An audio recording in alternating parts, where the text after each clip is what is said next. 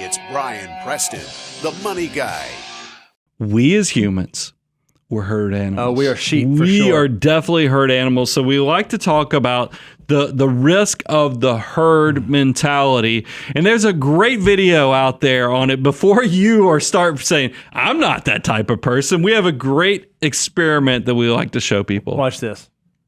We set up a hidden camera experiment to see if this woman would stand up at the sound of this tone. Simply because she's just sitting in a waiting everyone room. else is. Yep. A thing You might beeps be and all the other thinking patrons you'd never stand go up. along with this. Or would you? I get her. She's trying to figure it out. Everybody stands up. Look at her. She's like, Oh, yeah, we'll stand yeah. up. She joined the herd. Knowing why she's doing it, this woman is now conforming perfectly to the group. Like, don't you wonder, would you do it? Like, would I do it? I think I'd ask somebody, hey, what's happens going if we on take here? the group away? Oh, look at that. And look, she is now being She's now conditioned conforming to the do rules exactly of what the group herd was without doing. them Well, even look, being there. here's something I do know from herd mentality. If whenever you go to, think about a school function or even a concert. Yep. If I think it's okay, a clap at the end of it. But course. then you start seeing a few people stand up to give it a standing Yep. ovation. If enough of the people stand up and get really excited, yeah, I jump up with Even if it everybody was a else. horrible presentation, Well, or I don't know. horrible I don't know talk, if I'd still fall stand prey up. to horrible, but I'd like to think that I would fight that urge.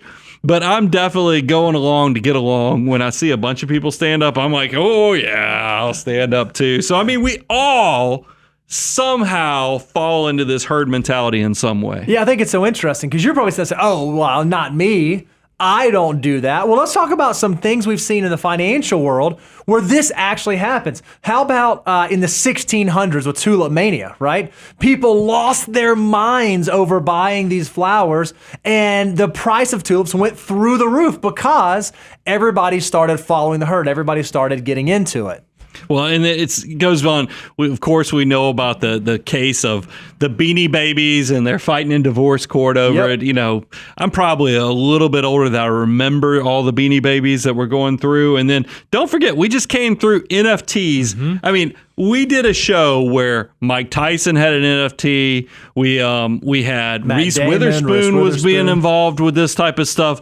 We all flocked to these trends, and I got to tell you.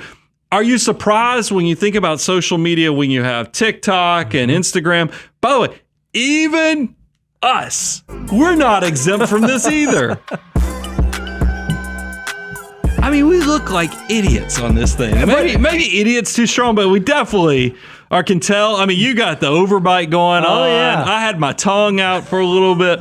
This is not our core competency. It is not our core competency, but because everybody else was doing it, we thought, okay, if we want to be there, if we want to be relevant, we have to do what the herd is doing. I think as humans, we all fall prey to this. And so maybe sometimes it's something silly like doing a TikTok trend, but sometimes when it has to do with our financial life, it can be pretty serious, and it can lead us to make some very, very poor decisions. Brian, I know one of the things that you talk about all the time, and you've been talking about this even since we began working together, is how cyclical it is when people make decisions regarding when they want to get in the market and when they want to get out of the market. Well, I think it's think about investing.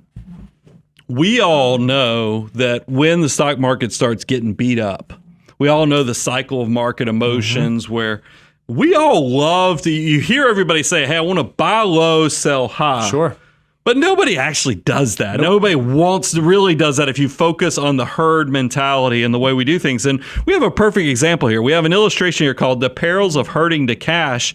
And if you notice, like the collapse of 2008, the Great Recession, you can see that the S&P 500 was getting crushed in 2008. That is the maximum point of financial opportunity, meaning that everybody should have been like, holy cow, this is the chance of a lifetime to invest.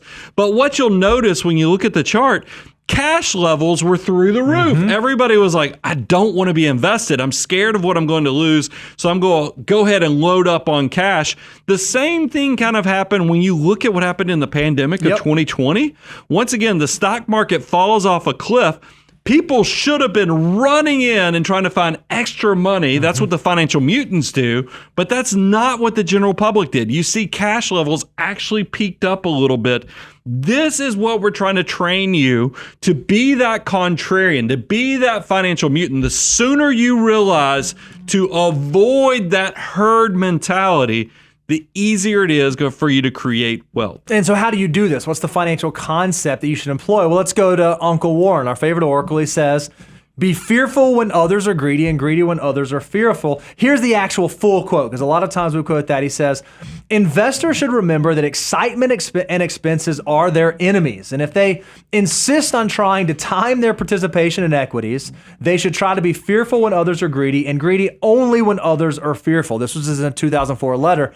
He even says, if you're going to try to time it, that's what you got to remember, but you shouldn't even try to time it. You should buy really great things at really reasonable prices and hold them for a really, really long time. And if you can do that from an investment standpoint without doing what the herd is doing, you're likely going to set yourself up for success. Well, I think so much of what we've covered on today's show just shows you how your brain and your mental state can betray you on your journey to making good financial decisions.